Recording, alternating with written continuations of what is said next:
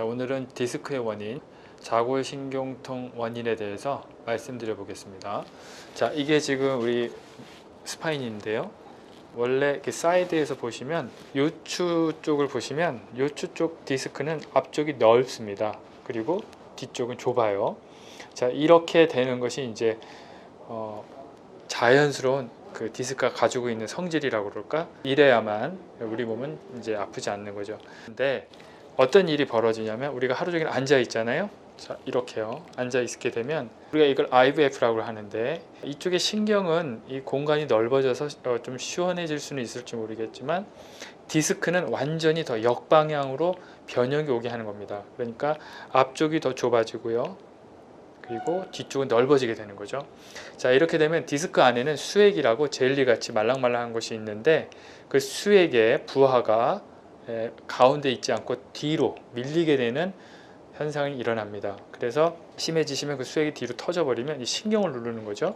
자, 이 신경을 누르면 이게 이제 밑으로 가는 자골신경인데 그 신경을 누르면 자골신경통이 생기는 거죠.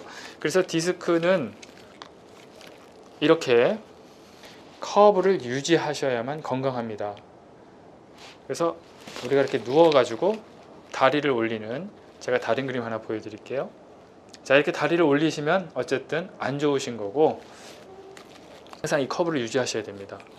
자, 또 하나 문제는요, 우리가 이 디스크에는 혈관이 없습니다. 그래서 인바이비션이라고 이렇게 움직여야만 디스크는 위아래로서부터 그 영향을 공급받습니다. 우리가 움직이지 않고 가만히만 계신다 그러면 이 디스크는 죽게 되는 거죠. 왜냐하면 영향을 못 받으니까요. 그래서 하루 종일 앉아 계신 분들 또는 움직임이 없는 분들은 디스크 걸릴 확률이 상당히 높은 거죠. 또 다른 원인으로는 외상이 있습니다. 이렇게 반듯해야 될 허리가 이렇게 꺾이는, 어디서 큰 충격을 받거나 교통사고 떨어지시면 이렇게 틀어지잖아요. 그러면 이것도 마찬가지로 디스크 수액이 한쪽은 좁고 한쪽은 넓어지기 때문에 이 디스크 자체가 이쪽은 좁아지고 이쪽은 넓어지면서 수액이 다시 가운데 있지 않고 옆으로 밀리게 됩니다. 자, 그러면 이제 이쪽에도 디스크가 생기겠죠. 자, 그래서 우리 몸에는 항상 이렇게 건강한 커브를 유지하셔야 됩니다.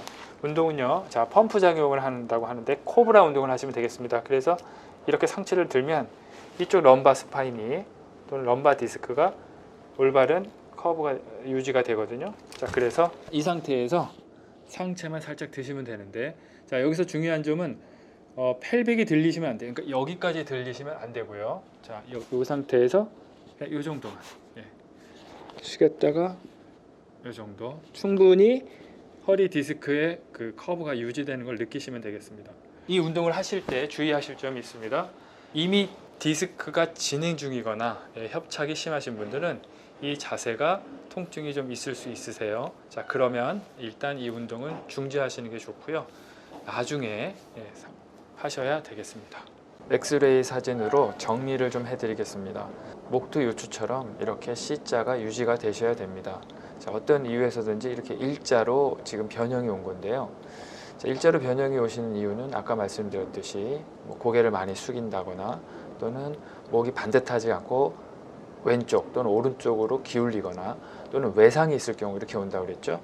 자, 그러면 우리 몸은 이것을 보상하려고 이 근육들이 뭉치게 됩니다. 뭉치면서 이제 이 디스크에 움직임에 제한이 오게 되는 거죠. 자, 움직임에 제한이 오면 영향이 안 가기 때문에 이렇게 이쪽 영향이 안 가는 이쪽 부분에만 좁아지게 됩니다. 그래서 디스크가 좁아지면서 이때 이제 협착까지 생기게 되는 거죠. 자, 허리도 한번 보여드리겠습니다. 허리도 이렇게 우리가 정면에서 봤을 때는 반듯해야 되는데, 자, 이렇게 지금 오른쪽으로 좀 기울여 있거든요. 그러면 디스크의 부하가 골고루 걸리지가 않고 자, 한쪽으로 쏠리게 됩니다. 자, 이러면 수액이 한쪽으로 밀리게 되는 현상이 일어나면서 디스크가 터지는 현상이 일어나는 거죠. 그래서 평상시에 허리 또는 목을 반듯하게 유지하셔야 되고 이 체형을 항상 신경 쓰셔야 되고 체크업을 하셔야 됩니다. 목도 마찬가지입니다. 이렇게 반듯해야 될 목이 예를 들어서 뭐 우리가 핸드폰을 항상 오른쪽으로 받거나 또는 습관적으로 자기도 모르게 한쪽으로 기울인다면 디스크의 부하가 한쪽으로 쏠리겠죠. 그래서 결국은 또 디스크 걸리는 거니까 평상시에 자세와 체형을 확인하셔야 되고요. 자, 디스크의 핵심은 뉴트리션입니다. 자, 이것은 이제 디스크가 재생이 된 것을 보여드리는 건데요. 지금 여기 스타트 요 그림을 보시면 이쪽에 그 영양이 제대로 안 가서 좁아진 것을 떠나서 아예 붙어버렸죠. 디스크가 아예 안 보입니다. 근데 1년 동안 이제 커브를 유지하는 운동도 하시고 자세도 똑바르게 하시고 이 디스크의 영향을 공급만 제대로 한다면, 제가 아까 말씀드린 인바이비션이라는 작용에 의해서 디스크의 영향이 제대로 간다면 이렇게 1년 후에 엄청난 재생 효과를 보실 수가 있습니다. 그래서 디스크 스페이스가 좀 넓어지셨고 2년 후에는 완전히 회복된 것을 보실 수가 있습니다.